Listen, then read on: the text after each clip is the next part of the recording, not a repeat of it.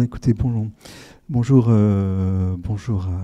à tous. Je suis Antoine de Ravignan, journaliste environnement à Alternative Économique qui est partenaire de cette journée. Et donc j'ai le plaisir d'animer cette troisième et dernière session qui sera un peu différente des précédentes, parce que jusqu'ici on a écouté des présentations de travaux de recherche, et puis là on va descendre un petit peu, on va passer sur de la recherche au terrain. Et en donnant la parole donc à des acteurs institutionnels, associatifs que vous êtes. Donc il ne faudra pas hésiter à leur poser vos questions, réagir à leurs propos. Il y aura des micros qui se promèneront dans la salle tout à l'heure. Alors certains de nos invités sont des acteurs de terrain, d'autres non. Ils viennent en appui au terrain par l'expertise ou le travail ou l'appui institutionnel. Mais on peut dire que vous avez tous un peu les mains dans le cambouis, à la différence des chercheurs. C'est pas péjoratif vis-à-vis de la recherche. On ne fait pas de la bonne politique sans bonne recherche, et ça vaut pour les migrations, pour le climat et pour les rapports entre les deux. Et je pense que cette question du lien entre le savant et le politique, c'est quelque chose qu'on a tous à l'esprit ici. Alors je vous présente très rapidement. De l'autre côté, c'est Guénolé Oudry. Vous avez travaillé pour l'Organisation internationale des migrations et vous apportez depuis quelques années votre expertise à l'Agence française de développement. Vous êtes un peu le monsieur migration-climat de l'AFD, si j'ai bien compris. À côté de vous, c'est Jean-Christophe Dumont, chef de la division des migrations à l'OCDE. Alice Baya, vous êtes coordinatrice des politiques à l'Observatoire des déplacements internes, IDMC pour l'acronyme anglais. Paolo Artini, vous représentez en France le Haut Commissariat des Nations Unies pour les réfugiés. Christina Dashkevix, vous travaillez à la division environnement-climat de l'Organisation internationale des migrations. Et William Lebedel, juste à côté de moi, vous dirigez Friendship France, donc une ONG qui soutient des programmes d'aide et de développement au Bangladesh, et où la question des déplacés climatiques est un sujet central de vos préoccupations. Voilà. Alors peut-être pour commencer, je vais vous demander à chacun de dire un peu rapidement quel est son travail par rapport au thème de la journée, quel est le travail de son institution, quand, pourquoi le lien entre climat et migration devient un sujet pour vos institutions respectives, comment elles adressent ou pas ce sujet, avec quels moyens humains, financiers. Bon, bref, qu'est-ce que vous faites ici, pour le dire un peu brutalement? Qui veut commencer? Oui. Donc moi, voilà, je m'appelle Guénolé Oudry, j'ai rejoint l'AFD en 2018. Effectivement, avant, j'ai travaillé pour le compte de l'OIM dans la région du Mékong. Est-ce que vous m'entendez bien? Oui? Ok. J'ai travaillé, oui, avant pour l'OIM dans la région du Mékong, notamment au Cambodge, sur les rives du Tonlé Sap, où on avait travaillé avec l'organisation sur ces questions de changement climatique et migration. J'ai travaillé pas mal dans le Sahel, aussi au Mali, en Mauritanie, au Niger, dans le cadre de la coopération décentralisée. Puis j'ai un petit peu travaillé aussi dans l'humanitaire d'urgence quand je me suis lancé dans cette carrière de la coopération. Alors déjà, pour vous confirmer qu'effectivement, au niveau institutionnel, le sujet migration climatique environnement, il monte. Enfin, il y a des indicateurs objectifs. La France aujourd'hui travaille sur une nouvelle stratégie migration internationale et développement. Et ce qui est une nouveauté en fait, positionner vraiment le sujet migration climatique et environnementale au cœur de ce document à vocation interministérielle. Donc c'est déjà là un signe tangible que le politique, en tout cas en France, commence un petit peu à se saisir du sujet. Et si le politique se saisit du sujet, l'AFD, qui est une agence publique, va fondamentalement aussi être amenée à plus se saisir du sujet. Attirer votre attention aussi sur le fait qu'une agence de coopération comme l'AFD, son métier il est relativement simple, c'est de recevoir une demande qui nous est transmise par des gouvernements partenaires. L'AFD va accueillir une demande sous la forme d'une requête. On va essayer d'identifier des sujets d'intérêt commun. Et une fois qu'on s'est mis d'accord avec le pays avec lequel on souhaite travailler sur un sujet dont on souhaite se saisir respectivement, là va commencer une seconde phase qui est d'identifier la source de financement, l'instrument financier qu'on va être en capacité de mobiliser pour répondre à cette demande. Voilà, je viens de décrire ma fiche de poste en 2 mots. quand on a dit ça, on voit très vite qu'on a peut-être deux enjeux assez fondamentaux sur le sujet changement climatique et migration. Le premier, c'est que jusqu'à présent, finalement, la demande, elle n'est jamais formulée. Cette demande, alors, exception faite peut-être du Vietnam, j'en conviens, probablement également du Bangladesh, mais je regardais encore ce matin les chiffres, il y a sur les plans d'adaptation nationaux qui ont été présentés à la COP27, il y en a 27 sur l'ensemble qui, ne serait-ce que mentionnent en fait une corrélation entre déplacement, environnement et climat. Alors ça veut dire quoi? C'est que le déclencheur de l'action d'AFD, il n'est même pas là. On n'a pas notre entrée politique dans nos pays partenaires pour activer, je dirais, le dialogue de politique publique sur migration climatique. C'est un premier sujet. Un déficit en matière de demande. Il y a un second sujet, c'est un sujet de banquier, en fait. C'est la finance. Aujourd'hui, alors je regardais les chiffres encore ce matin de l'OCDE d'ailleurs, c'est l'APD en 2020, c'est 200 milliards à peu près de dollars. Sur ces 200 milliards, c'est à peu près un gros tiers qui sont fléchés vers des projets à objectif climat. Sur ces 33%, c'est à part égale entre l'adaptation et l'atténuation, ce qui en soi serait une bonne chose, puisque souvent la migration, je veux dire, est rattachée, ça a été dit tout à l'heure, à ces stratégies d'adaptation. Néanmoins, il n'y a aucun, aujourd'hui, à l'heure où on se parle, de financement dédié à la migration climatique.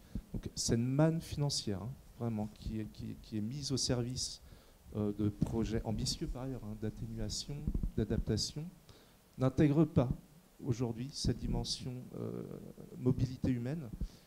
Et pour nous, vous voyez, c'est le deuxième obstacle fondamental, un petit peu, pour une boîte comme l'AFD, pour se saisir du sujet. Un déficit de demande et un déficit aussi d'instruments financiers, je dirais, pertinents. Alors, je vais aller vite. Vous allez me dire pourquoi cette personne est venue nous dire qu'il ne peut rien faire. Non, il y a plusieurs leviers d'action, en fait, quand on a dit ça. Le premier, effectivement, c'est nourrir encore l'intégration du sujet migratoire dans les plans nationaux d'adaptation. Comment on le fait? C'est financer la production de données, que ce soit consolider des appareils statistiques nationaux, que ce soit appuyer des labos de recherche nationaux, justement pour alimenter ces politiques publiques en matière de migration environnementale. Deuxièmement, c'est dans nos projets déjà intégrer davantage le sujet migration. Aujourd'hui, l'AFD finance des très très gros projets en matière de réduction des risques de catastrophes, de gestion des risques de catastrophes, sans pour autant avoir systématiquement introduit la question des déplacements internes, par exemple, dans ces stratégies nationales de réponse aux crises. Donc ça, on peut plus le faire. Troisièmement, c'est aussi réfléchir à de nouveaux instruments financiers. On travaille beaucoup aujourd'hui à l'AFD sur comment financer l'immigration climatique au travers de prêts de contingence, au travers de systèmes assurantiels au bénéfice de populations qui en seraient victimes. Et puis, c'est aussi maintenir, alors plus dans une logique préventive, évidemment, ce qu'on fait en matière d'atténuation et d'adaptation, mais encore une fois, dans une logique plus de prévention de ces flux, notamment des flux contraints. Merci beaucoup, Guénolé. Si on élargit un peu la focale, on voit en France ces sujets émergents. Au niveau de l'ensemble du club des pays riches, l'OCDE, est-ce que c'est un peu les mêmes constats, Jean-Christophe? Je n'aime pas être appelé comme ça. Pardon. Le club des pays riches, mais c'est pas grave. Je vais quand même répondre à la question. C'est gentil. Alors, du point de vue de l'OCDE, en fait, on aborde les questions des migrations internationales depuis très longtemps à l'OCDE, parce que ça fait plus de 50 ans qu'on traite cette question. Alors, moi, ça fait à peu près 24 ans que j'y suis, mais avant moi, il n'y avait pas eu, du tout cette question abordée, et en réalité, c'est un petit peu le même, dans une perspective différente, bien entendu, mais le même problématique qu'à l'AFD. Il y a un problème de demande au départ, parce qu'une organisation comme l'OCDE, ce qu'elle fait, c'est qu'elle répond, disons, aux priorités de ses États membres, et elle étudie les thématiques en comparaison internationale, c'est notre valeur ajoutée, selon les priorités qui sont identifiées. Les États membres décident de notre programme de travail, des choses sur lesquelles on peut passer du temps et mettre des ressources, et des choses qui sont moins prioritaires. la question du changement climatique et des migrations a été totalement absente. Jusqu'à il y a, on va dire, quelques années, on peut situer ça à 2-3 ans tout au plus, on avait fait une tentative en 2016 d'aborder la question des chocs, de la réponse des politiques migratoires aux chocs d'un point de vue global, en regardant à la fois les chocs économiques, les chocs géopolitiques et les chocs environnementaux. Ce n'était pas du tout la question changement climatique et migration, mais c'était une première tentative qui nous avait amené à montrer qu'il y a quelques instruments, et peut-être j'y reviendrai. Mais en réalité, sans doute parce que, disons, les personnes qui représentent les États membres à l'OCDE sur les questions des migrations sont principalement des ministères de l'Intérieur, pour une partie des ministères du Travail, mais jamais, évidemment, les ministères qui sont les plus en pointe sur ces questions, que ce soit évidemment le ministère de l'Environnement ou le ministère des Affaires étrangères. Et la demande ne s'exprime pas. Et si on peut revenir à ce que disait François Gémen ce matin, une partie de la raison, c'est que, on va dire, il y a 2 raisons principales, sans doute. La première, c'est que la migration climatique a souvent été présentée comme un risque, comme un problème à gérer, auquel effectivement, sans doute, le contrôle aux frontières apparaît comme une des solutions, et que sinon, s'il y a d'autres solutions, elles ne sont pas du tout dans les mains des ministères de l'Intérieur, donc finalement, ça ne les concerne pas, ça concerne sans doute les collègues de l'AFD, mais pas tant ça, les ministères de l'Intérieur. Et puis la deuxième raison, c'est que, comme disait François Gémen ce matin, c'est que ce n'est pas perçu comme un problème immédiat, mais comme un problème futur. Et il y a suffisamment de problèmes auxquels on doit s'atteler aujourd'hui et demain avant de considérer ces problématiques. Alors,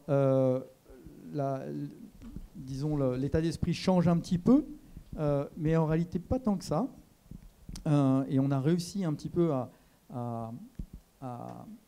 je dirais pas à forcer, mais à inciter nos interlocuteurs à entrer dans ce débat d'une façon qui peut paraître peut-être un petit peu détournée et peut-être pas totalement prioritaire, mais qui pour eux leur parle beaucoup plus en tout cas, c'est non pas de s'intéresser, comme on l'a fait depuis ce matin, à la question du changement climatique sur les mouvements de population, mais à s'intéresser à l'impact des politiques d'atténuation sur lesquelles les pays se sont engagés sur les migrations. En cours, ça veut dire la transition verte, quel impact pour les politiques d'immigration, quel impact pour les politiques d'intégration. Mais au-delà de ça, c'est quel impact sur les migrations au niveau global, si effectivement on arrive à décarboner l'économie. Il y a 5 millions de travailleurs asiatiques qui travaillent chaque année dans les pays du Golfe. Où iront-ils ? Qu'adviendra-t-il de cette mobilité liée à l'économie pétrolière ? Et puis au-delà de ça même, c'est l'intersection d'un point de vue disons du débat public et de l'opinion publique.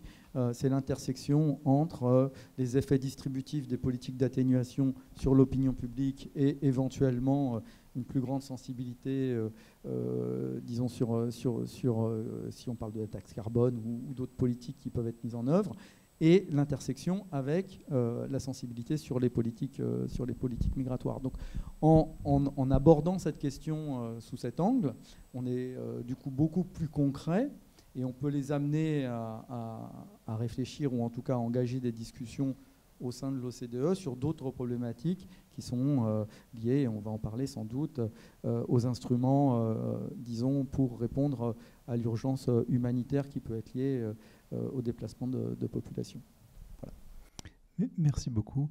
Vous avez beaucoup parlé de politique d'adaptation. En écoutant tout à l'heure l'exposé de Florian Bonnefoy sur les pêcheurs égyptiens, je me dis effectivement la stratégie d'adaptation, elle n'est pas forcément dans la migration lointaine, elle est dans les déplacements très, très proches. C'est votre travail, Alice Bayat, sur les... on a besoin peut-être de documenter davantage ce sujet. Est-ce que vous pouvez nous parler un peu de ce que vous faites à l'IDMC? Oui, bien sûr. Déjà, bonjour à tous et puis merci pour cette invitation. Moi, je voulais peut-être effectivement commencer par, alors, ce que je ne sais pas dans quelle mesure tout le monde est familier avec le travail de IDMC, qui est donc l'Observatoire des situations de déplacement interne. Et comme son nom l'indique, nous, on se focalise uniquement sur la mobilité à l'intérieur même des frontières. Donc, on ne documente pas la migration internationale. Et généralement, on documente ce que nous, on appelle la majorité invisible, puisque ça a été rappelé ce matin et par plusieurs intervenants, c'est que la tension politique, notamment européenne, a tendance à se focaliser beaucoup sur la migration vers l'Europe, alors que toutes les études scientifiques et les données d'IDMC nous démontrent bien depuis des années que la très grande majorité des personnes dont on parle et qui migrent ou se déplacent dans le contexte du changement climatique et des catastrophes sont en très très grande majorité des déplacés internes. Et donc l'Observatoire des situations de déplacés internes, juste pour en dire quelques mots rapides pour vous situer notre travail. Donc nous, on est un centre d'expertise. On est basé à Genève.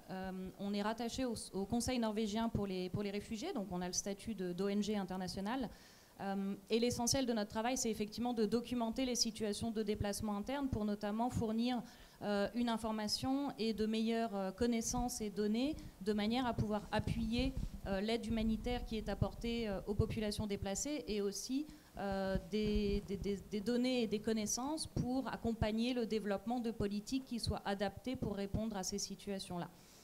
Donc notre premier défi, c'est effectivement de produire ces données. Donc chaque année, on a ces fameux rapports qui sortent sur les données et on existe, alors voilà, peut-être si aussi je voulais vous rappeler, on existe depuis 1998. Donc on a cette année 25 ans, on a le même âge en fait que les principes directeurs sur le déplacement interne. Et c'est d'ailleurs la raison pour laquelle on a été créé, c'est pour pouvoir accompagner et documenter ce phénomène en même temps que l'adoption de ces principes directeurs.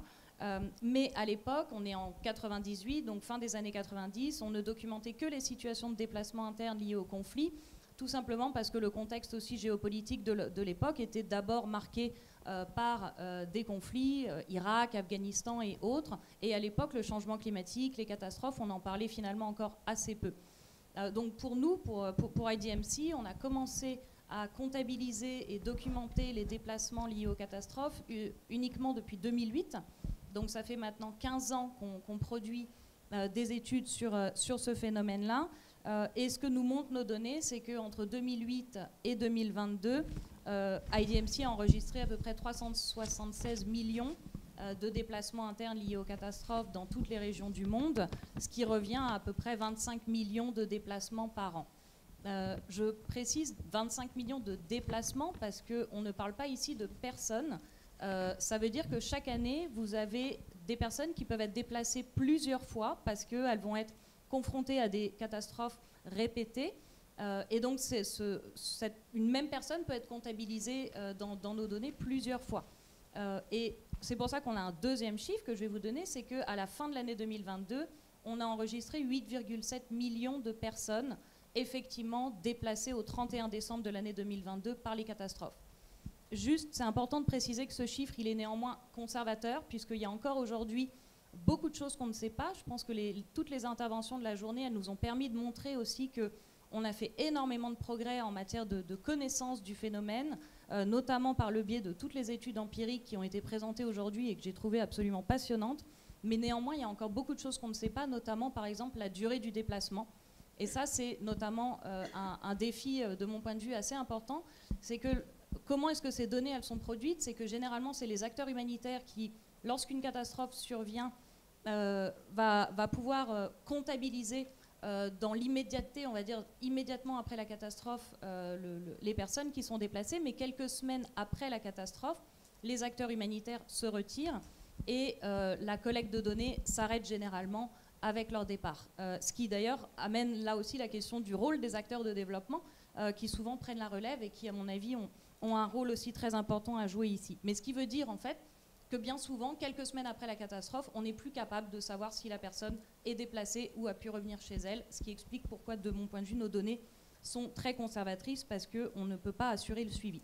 Et donc, juste avant de passer la parole au prochain intervenant, nous aussi, on observe effectivement à IDMC qu'il y a une attention croissante pour ces questions-là, notamment de la part de nos principaux partenaires, qui sont finalement les gouvernements avec qui on travaille, puisque un autre volet de notre portefeuille d'activité, c'est notamment de travailler avec les États pour renforcer leurs capacités en matière de collecte, de mise en place de systèmes nationaux de collecte de données pour être capables de mieux collecter eux-mêmes la donnée sur les déplacements qui ont lieu sur leur territoire. Et là, on observe vraiment une explosion, je dirais, de notre activité et de la demande de la part de gouvernements qui sont de plus en plus quand même conscients de ces phénomènes sur leur sol et qui demandent un soutien en matière de renforcement de capacité en la matière. Voilà. Merci beaucoup. Et vous, donc Paolo Ortini, donc c'est évidemment cette montée des déplacements liés aux chocs environnementaux et donc climatiques, ça bouscule aussi le mandat et le travail de votre institution, le HCR. Absolument. Et vous m'entendez? Oui. Un peu plus près. Un peu plus près? Oui, merci. Oui.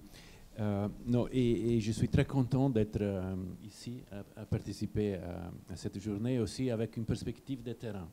D'ailleurs, j'ai commencé avec le HCR il y a 30 ans au Koweït, donc j'ai regardé les pêcheurs égyptiens sur lesquels j'ai appris beaucoup de la présentation précédente. Donc, évidemment, la crise climatique, la crise humaine, qui est la crise climatique, a un effet particulier sur les réfugiés, sur les déplacés des forces, pour lesquels a un coût particulier.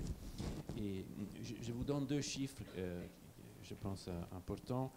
70% des réfugiés viennent des pays qui sont vulnérables par rapport à la crise climatique. Et si on regarde les déplacés internes, ça augmente. Donc 80% des déplacés vivent dans des pays qui sont très vulnérables par rapport au changement climatique, à la crise climatique. C'est clair que le choc climatique vont exacerber les autres facteurs des tensions, des conflits communautaires. Je peux donner deux exemples. Par exemple, le Burkina Faso, où on voit qu'il y a une connexion entre les violences et les zones de pauvreté et de sécheresse du pays. La Corne de l'Afrique aussi, c'est clairement un autre exemple de chocs climatiques qui ont un effet sur les populations déplacées. On pense par exemple aux personnes qui vivent dans les camps de Dadaab. Et donc tout l'effet aussi sur la résilience des réfugiés. Comme c'était rappelé dans la présentation précédente, aussi, le changement climatique a un effet encore majeur, plus important sur les femmes, sur les filles. Donc c'est vraiment démontré que la probabilité qu'elles soient tuées en raison de catastrophes, etc., est plus grande. Mais je voudrais dire deux mots sur ce qui fait le HCR. Ça fait partie, comme vous l'avez dit, du mandat du HCR, un mandat de protection et pour trouver des solutions pour les réfugiés. Je vous mentionne trois priorités très, très concrètes. On peut dire. Le fait qu'on est en train d'investir dans les énergies durables, dans les zones d'accueil des réfugiés, pour réduire les émissions de carbone. Par exemple, j'ai travaillé dans les camps des Atari, où il y a le camp des Azraq aussi, où il y a des centrales solaires pour 121 000 réfugiés pour investir dans l'énergie durable, donc pour diminuer l'empreinte humanitaire dans le contexte du climat. Une deuxième priorité pour le HCR, c'est faire participer vraiment les réfugiés, les déplacés. On a parlé de l'approche participative. L'inclusion des déplacés dans les différents plans nationaux est pour nous une priorité afin que leur vraiment avis soit pris en compte. Ça, on le fait dans toutes les occasions. Il y aura le Forum mondial sur les réfugiés en décembre à Genève pour la COP 28. Donner vraiment la parole aux déplacés afin de les entendre. Et troisième priorité que je voudrais mentionner dans cette introduction, c'est la priorité de mettre en valeur les pratiques traditionnelles des réfugiés. Je me rappelle quand je travaillais en Mauritanie, je travaillais à la frontière avec le Mali dans un camp qui s'appelle Mberra, avec les réfugiés maliens. Il y avait un réfugié qui était particulièrement dynamique et intelligent, qui faisait la traduction en tamashek et hassania. Je l'ai retrouvé à la cérémonie de remise du prix Nansen, parce qu'il a créé une brigade anti-feu de brousse. Et donc, il est devenu très actif, 30 ans après, pratiquement, pour planter des arbres, pour lutter contre les effets du changement climatique. C'est un exemple, mais on essaie de le faire de façon beaucoup plus systématique. Maintenant, on a un fonds pour la protection environnementale des réfugiés, avec des programmes de boisement, des programmes de cuisson propre, où les réfugiés vraiment deviennent des acteurs. Donc, ça c'est très important pour mettre les réfugiés, les déplacés des forces au centre de cette discussion, sachant qu'il y a 110 millions de déplacés de forces dans le monde, la majorité à l'intérieur de leur pays et les autres dans les pays d'Asie. Merci beaucoup, Paolo. En ce qui concerne l'OIM, effectivement, comment cette question est venue dans votre champ? Est-ce que c'est du conseil aux États? Est-ce que c'est de la recherche? Pour moi, c'est un peu abstrait. Ça serait bien de nous expliquer un petit peu. Déjà, bonjour tout le monde et merci pour l'invitation encore une fois. Vous m'entendez? Oui, c'est bien. Okay. Il est mieux?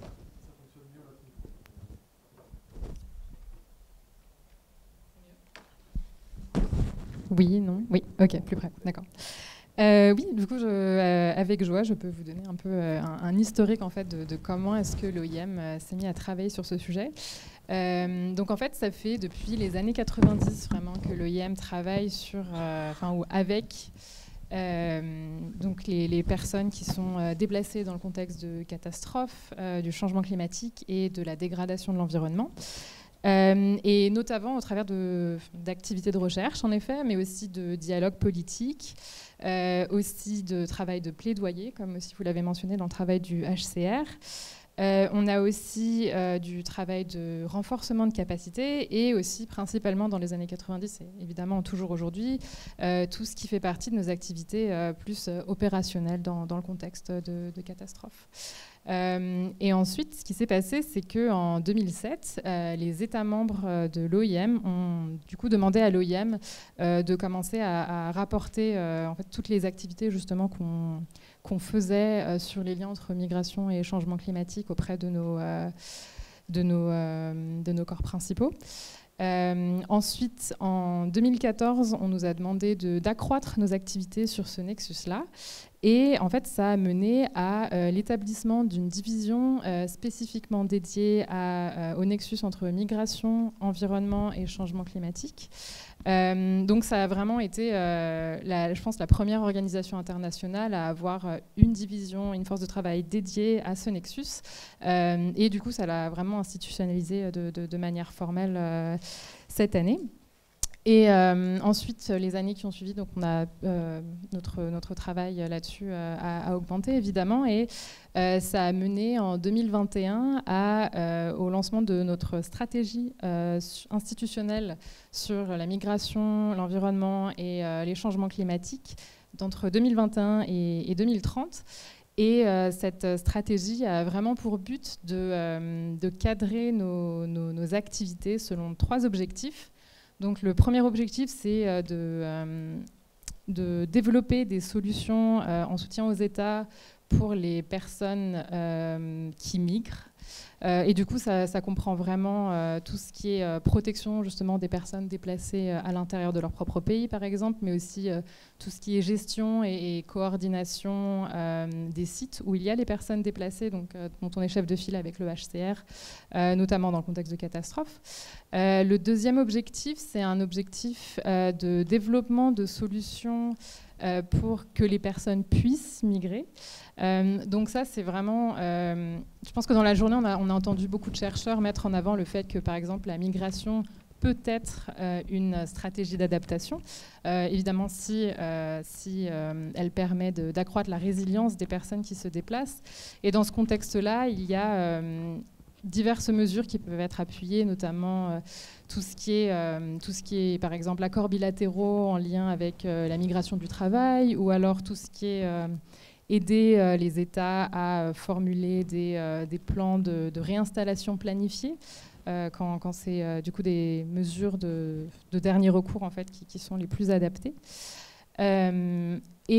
Finalement, le troisième objectif qui encadre nos actions, c'est simplement de développer des solutions pour que les personnes puissent rester in situ en fait, quand elles le préfèrent et quand c'est encore possible.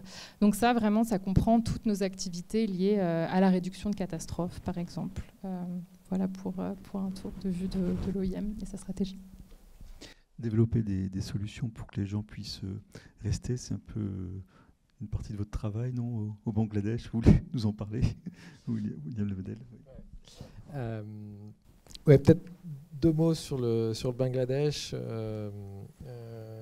C'est 2,5 fois la population française sur un quart du territoire. On est à moins de 5 mètres au-dessus du niveau de l'eau. Et on est pris en sandwich entre la fonte des glaces, il y a 300 rivières et fleuves, et la montée des eaux. Le calcul de la population touchée, je m'en remets aux experts qui sont là. Je sais juste que c'est extrêmement complexe et débattu. Mais en général, on a à peu près 10% des 25 millions de personnes qui sont touchées par des catastrophes naturelles, que Alice, tu évoquais, qui sont issues du Bangladesh. Quand on prend une bande de 20% du territoire sur les zones côtières, pour estimer le nombre de réfugiés climatiques potentiels d'ici à 2050, on est en train de parler, alors selon les calculs, vous me contredirez s'il vous plaît, entre 20 et 40 millions de personnes. Donc je pense qu'une des raisons de ma présence ici, c'est l'effet de masse, et on est sur un pays qui est au confluent de toutes les crises que vous avez évoquées, avec une incapacité pour nous, acteurs de terrain, de distinguer les raisons de ces migrations internes, la confirmation que l'essentiel sont des déplacements internes. Et je vais juste donner un exemple. Quand on parle aux familles qu'on accompagne et avec qui font partie de nos équipes, on a à peu près 5000 personnes qui travaillent au Bangladesh, elles nous disent, aujourd'hui, on déménage entre 20 et 40 fois dans une vie. Ça a probablement doublé. Donc ça, c'est l'indicateur qualitatif et la mesure exacte est évidemment extrêmement complexe. Donc sur ce terrain-là, Friendship, l'ONG qui est assez peu connue en France, existe depuis 20 ans, a développé un modèle de développement intégré avec et pour les communautés. 70% des personnes qui travaillent pour nous sont issues des communautés. Et ça fait partie, pour le coup, des stratégies d'adaptation. Vous en avez parlé à l'instant. Comment est-ce qu'on responsabilise pour plus d'efficacité les communautés locales, qui d'ailleurs deviennent de plus en plus inspirantes, y compris pour nous en Occident. Je pense que c'est un des thèmes sur lesquels on pourra revenir plus tard et que vous avez commencé à évoquer. Et donc notre travail, c'est celui-là, pas tellement le travail de recherche, mais le travail en amont. Comment est-ce qu'on accroît la résilience de ces communautés-là pour éviter, par exemple, que dans les régions les plus éloignées et les plus vulnérables au changement climatique, on arrive dans les bidonvilles de Dhaka, la capitale. Et ici, on parle entre 20 et 200 000 personnes tous les mois qui débarquent dans les bidonvilles.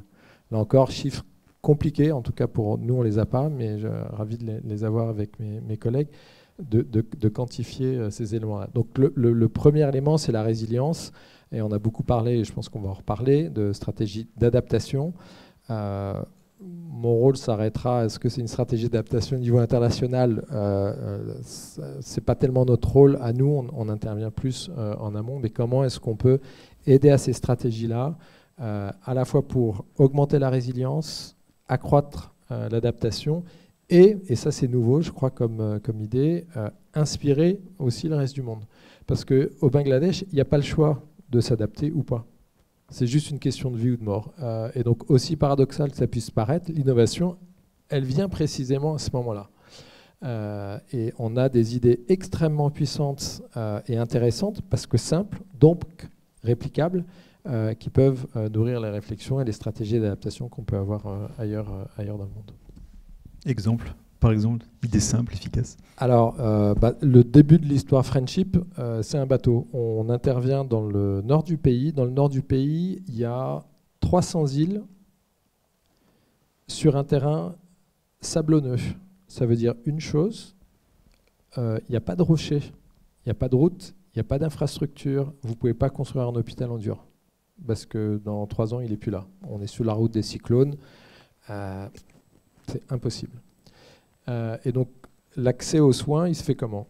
Par le point de faiblesse, par l'eau. Donc, en fait, on a construit le premier bateau hôpital du pays. Aujourd'hui, on va en avoir 5. Voilà, c'est de l'adaptation, finalement, à l'environnement. Nos écoles, elles sont démontables en 24 heures. Pourquoi? Parce que sur ces îles-là, s'il y a une montée des eaux avec un courant fort, l'eau est faite de sable et de sédiments, il n'y a pas de rocher, et donc elle s'effrite. On le voit à l'œil nu. Donc si sur mon terrain, j'ai mon école, je vais investir quelques centaines de milliers d'euros, l'année d'après, j'ai tout à refaire. Si elle est démontable en 24 heures, je la démonte, je déplace. Et donc des solutions comme ça, il y en a par centaines, et pour le coup, elles sont co-créées avec les communautés. Et ce n'est pas l'idée qui vient d'Occident, mais vraiment la connaissance fine, intime, des logiques sociales et de ce qui est réplicable avec les moyens du bord. Des solutions trop complexes, ça ne sert à rien pour un pays comme le Bangladesh, parce qu'on ne peut pas les répliquer. Et vu le nombre de déplacés climatiques potentiels, si on ne sait pas répliquer, c'est que ce n'est pas la bonne solution. Donc comment est-ce qu'on trouve des solutions avec les communautés pour qu'on puisse le répliquer en un temps record? Je ne sais pas combien d'écoles peuvent être démontées en 24 heures en France, j'imagine pas beaucoup, mais nous, on n'a pas le choix, entre guillemets. Alors c'est rudimentaire, mais c'est réplicable. Merci. Par rapport à ce que vous venez de dire sur... ça interroge un peu l'action des agences de développement, le monde de la coopération. Moi, j'aimerais bien savoir, vous, de votre côté, comment vous réagissez à ce que vient de dire William Lebedel sur comment les agences de développement, les organisations internationales, OIM, HCR, OCDE, doivent se repositionner leur coopération par rapport à ces enjeux. Paolo, vous en avez un peu parlé tout à l'heure aussi en parlant de... Oui. D'accord. C'est ritualisé. Bon, mais on va pas prendre la parole trop longtemps aussi parce que vos questions sont importantes. Donc peut-être on va faire un tour sur cette question et puis après peut-être vous donner la parole s'il y a des questions qui viennent dans la salle. Nous, évidemment, on est dans un discours de proximité. Là, je vous parle parce que effectivement, je travaille au siège de l'AFD à Paris. Mais l'AFD, c'est un réseau d'une centaine d'agences dans une centaine de pays avec une couverture géographique extrêmement large et qui autorise justement la construction d'un dialogue avec les sachants. Et je pense que le Bangladesh, on pourra poursuivre évidemment le dialogue. Mais voilà, nous, on va quand même avoir une démarche plutôt empirique, plutôt pragmatique, plutôt de remonter un petit peu des savoir-faire, je dirais, endogènes ou co-construits avec l'appui d'organisations de la société civile internationale ou locale. Non, pour nous, ce qui est parfois délicat, c'est pas d'entendre ce qu'on sait bien faire, c'est le passage à l'échelle de ces idées ingénieuses. Et c'est là où finalement, je reviens un petit peu sur ce que je disais en propos liminaire tout à l'heure. Tant que ces stratégies d'adaptation ne sont pas quelque part positionnées dans les politiques publiques des pays dans lesquels on intervient, pour une agence comme l'AFD, c'est pas évident. Alors après, on ne va pas attendre la requête les bras croisés dans notre bureau, hein. On va essayer de la susciter aussi, la requête. Mais en tout cas, nous, notre posture, c'est effectivement plus une posture d'écoute, d'écouter les gens qui sont sur le terrain. Et je pense que c'est voilà, l'une des valeurs ajoutées de l'AFD, c'est qu'il y a quand même un réseau qui est plutôt dense et plutôt accessible par ailleurs. Et enfin, c'est aussi des dispositifs spécifiques pour l'innovation, pour les organisations de la société civile, qui ne sont pas nécessairement extrêmement je dirais, volumineux, mais qui ont le mérite aussi de faire germer ce genre d'initiative. C'est des choses qu'on soutient. Alors, je ne vais pas rentrer dans le détail de tous les guichets de l'AFD, mais certains en fait sont dédiés effectivement à soutenir ce type d'action. D'autres ont envie de réagir sur...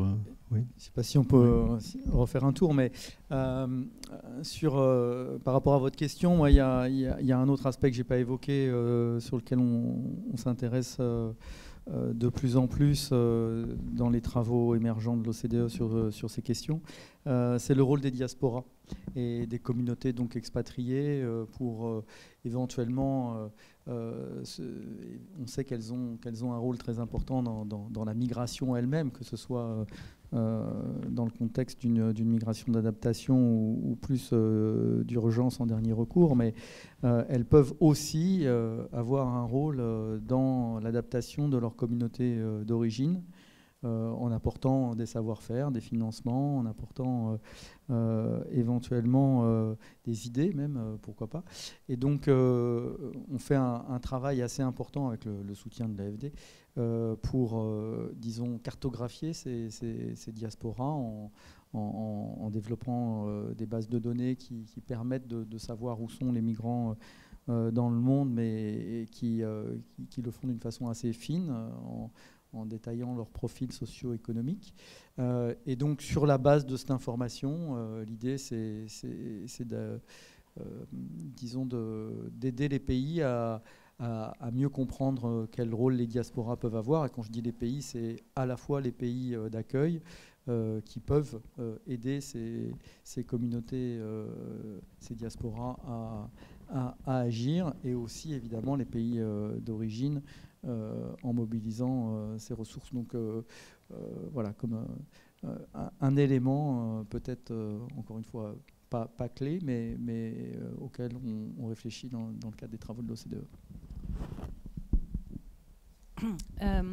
Oui, alors moi je vais peut-être juste une minute laisser de côté ma casquette à IDMC parce que c'est vrai que c'est pas la question de l'adaptation n'est pas celle qu'on traite le plus à IDMC, mais je vais juste souligner et renforcer un des points mentionnés par William, qui est vraiment pour penser l'adaptation et repenser plus généralement la coopération internationale, de vraiment regarder autrement et coopérer autrement avec finalement les pays qui sont en première ligne de ces effets, et dont le Bangladesh fait partie et est un formidable exemple. Que j'ai d'ailleurs eu la chance, puisque c'est comme ça qu'avec William on s'est rencontrés, que j'ai eu la chance de connaître le travail de Friendship. Il faut vraiment aller regarder en fait ce qui se passe dans ces pays-là, des pays qui ne sont pas du tout dans une posture attentiste et qui attendent que l'aide internationale, que la solution en matière d'adaptation vienne des ONG européennes, occidentales, ou viennent des gouvernements occidentaux, et qui mettent en œuvre aujourd'hui des centaines et des centaines de solutions qui peuvent effectivement être réplicables. Et peut-être juste pour en donner un autre exemple, et toujours au Bangladesh, on sait aujourd'hui que l'essentiel des migrations internes, elles se dirigent notamment vers les villes. Ça a été montré aussi avec l'étude au Vietnam. C'est aussi le cas effectivement au Bangladesh. Et pour remédier à ce problème, parce que quand on va à Dhaka, la capitale, on se rend bien compte effectivement que c'est une ville qui n'a absolument pas la possibilité de continuer à absorber un afflux relativement important. Enfin, on parle de plusieurs milliers de personnes chaque semaine ou chaque mois qui viennent à Dhaka. Et donc, ce que le gouvernement est en train de mettre en place, en fait, c'est de travailler avec des villes de taille plus moyenne pour doter ces villes des infrastructures et des services en matière de santé, d'éducation, d'emploi, pour que ces villes deviennent elles aussi attractives pour des migrants, notamment du sud du Bangladesh, qui est une des régions les plus affectées par les cyclones et l'élévation du niveau de la mer, de manière à ce que ces flux migratoires internes se redirigent en fait vers d'autres villes que la capitale. Et c'est un autre exemple. Et ça amène aussi d'ailleurs à la question du rôle des acteurs locaux et des villes en particulier, dont je pense qu'on n'a peut-être pas suffisamment parlé aujourd'hui, mais qui jouent un rôle majeur en matière de préparation, d'anticipation et de réponse à ces phénomènes migratoires, puisqu'on sait bien que les villes sont effectivement les premières destinations pour un grand nombre de ces personnes. Merci. Rapidement, parce que l'exemple du Bangladesh nous parle beaucoup, parce qu'il y a beaucoup de réfugiés Rohingyas, et donc le changement climatique, déplacement forcé, c'est un bon exemple, mais c'est fréquent que les réfugiés vivent dans des zones très fragiles, souvent à la frontière. Par exemple, dans le contexte de la crise du Soudan, une crise récente, avec 5 millions de déplacés, on ne parle pas beaucoup de cette crise, 4 millions à l'intérieur du Soudan, 1 million de réfugiés.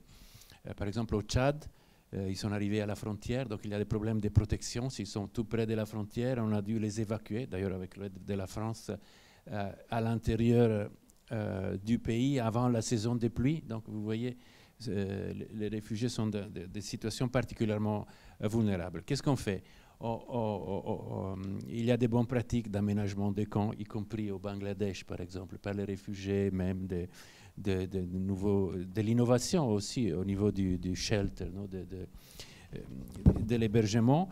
Mais ce qu'on a fait aussi comme organisation, c'est vraiment de parler des réfugiés, mais jamais oublier le rôle des communautés hôtes, donc de la population locale qui vivent dans les mêmes zones et auxquels c'est important d'expliquer que les réfugiés ne sont pas seulement un problème, un poids, mais peuvent contribuer aussi au développement de cette région. Mais pour ça, on a besoin de beaucoup d'aide.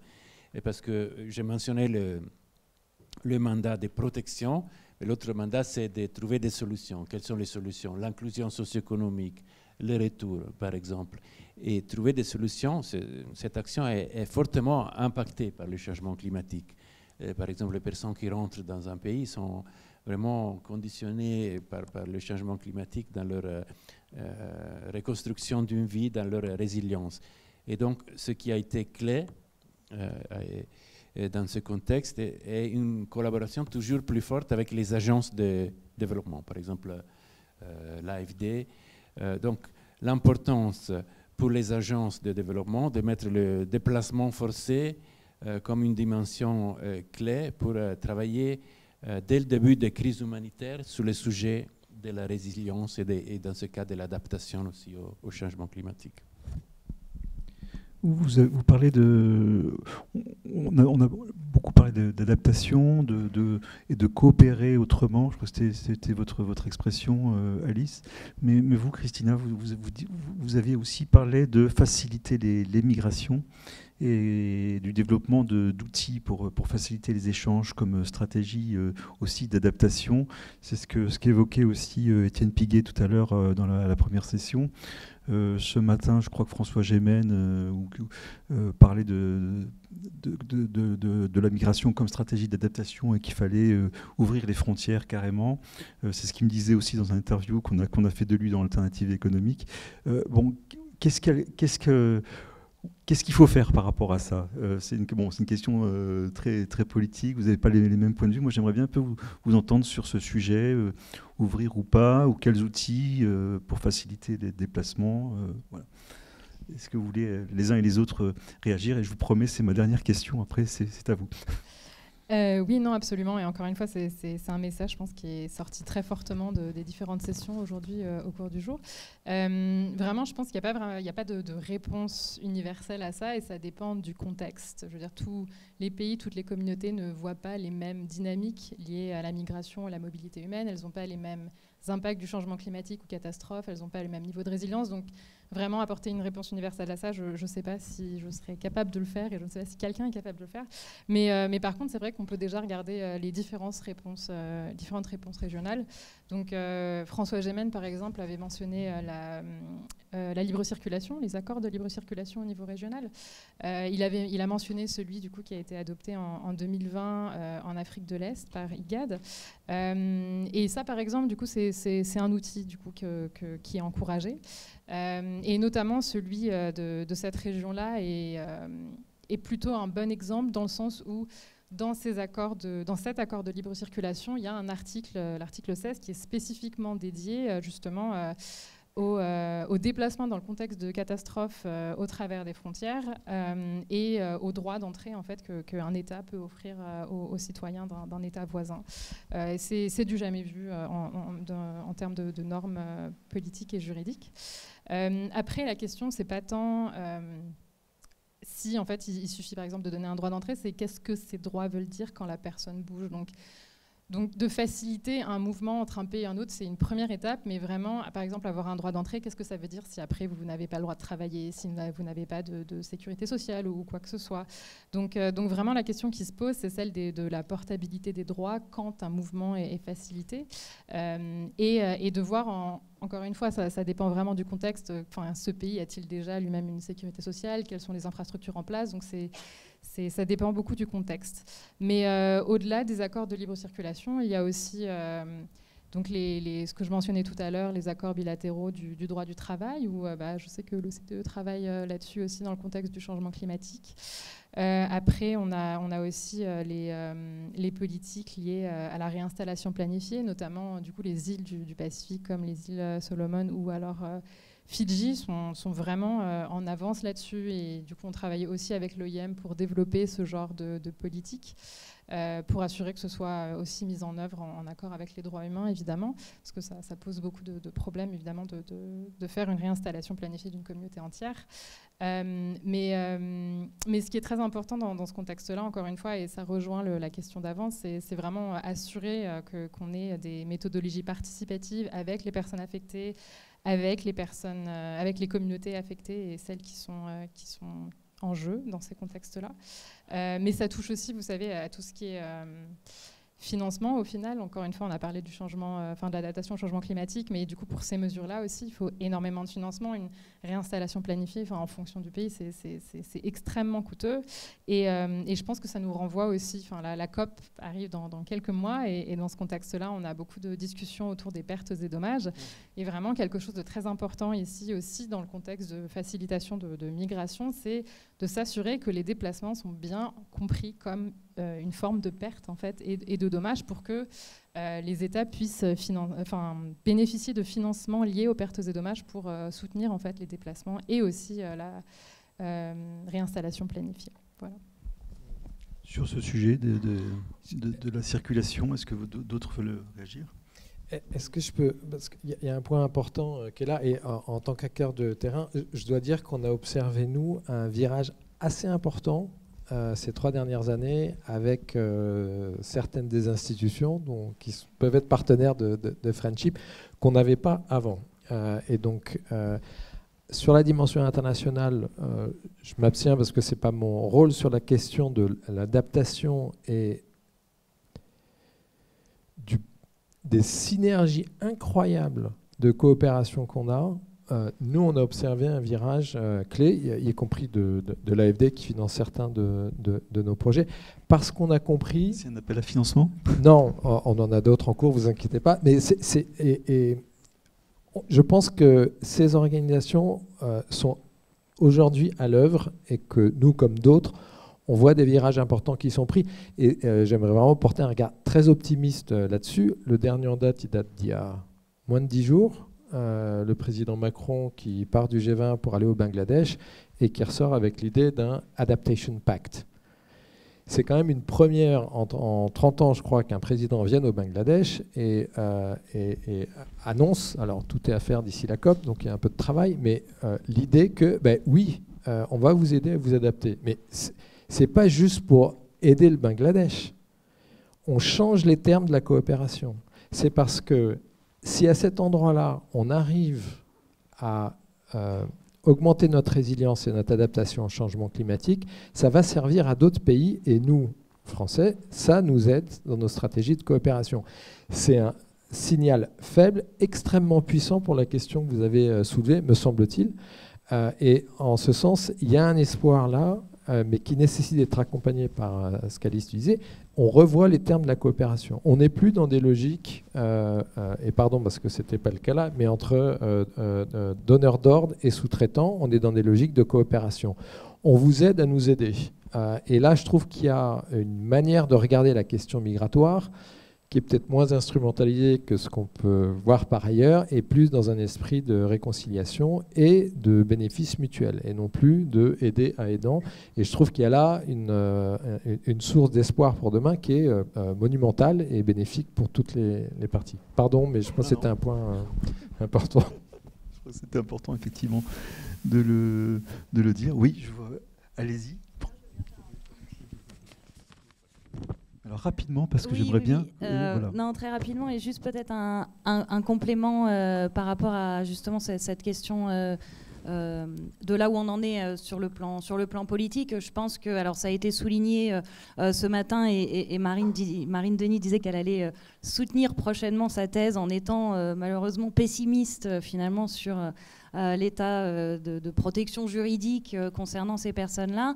Bon, je partage le constat et en même temps, j'ai envie d'apporter une note plus optimiste qui est quand même de souligner tous les progrès qui ont été effectués au niveau international, national et régional depuis ces 15 dernières années pour prendre en compte la question des impacts du changement climatique sur la migration. Christina en a montré aussi plusieurs exemples.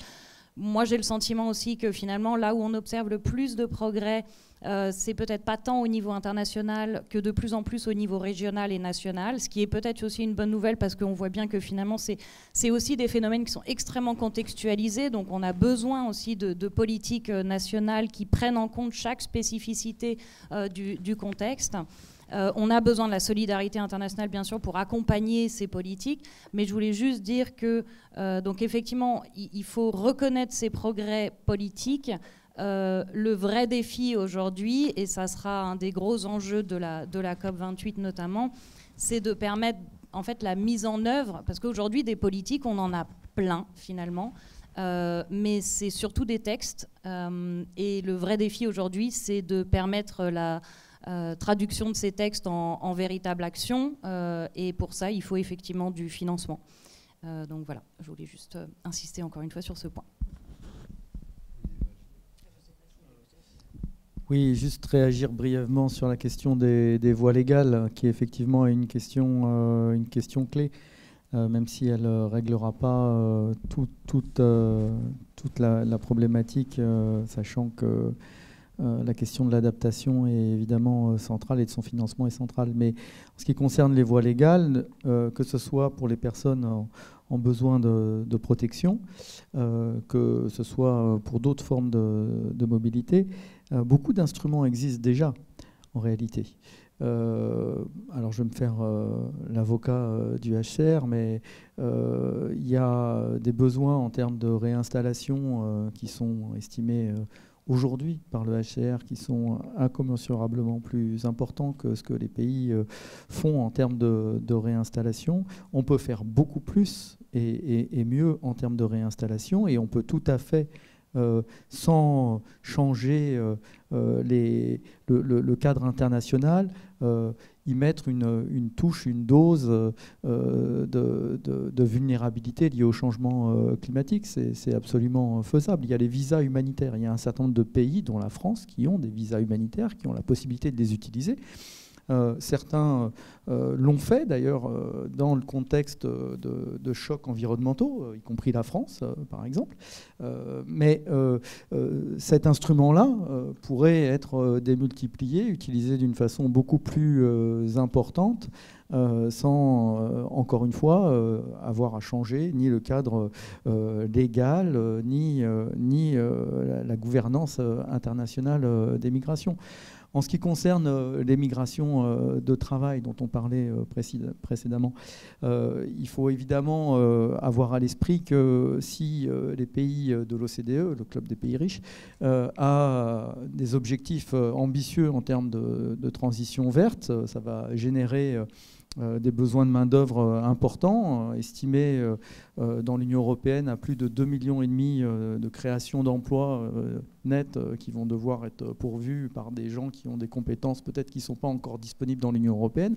La migration peut avoir un rôle à jouer à condition qu'on la pense et on l'organise en tenant compte des besoins des pays d'origine dans des formes de mobilité partenariale, ce qu'on appelle des partenariats pour la mobilité des compétences par exemple, qui permettent à la fois de répondre aux besoins de main-d'œuvre des pays de l'OCDE, mais aussi potentiellement aux besoins de compétences des pays d'origine dans le contexte de leur disons, processus d'adaptation. Donc on peut prendre les instruments qui existent et on peut, disons, les tourner ou en tout cas les adapter dans le contexte spécifique de cette question climatique, sans forcément avoir besoin de se mettre tous autour d'une table et de discuter jusqu'à ce qu'il y ait une fumée blanche qui sorte par le toit.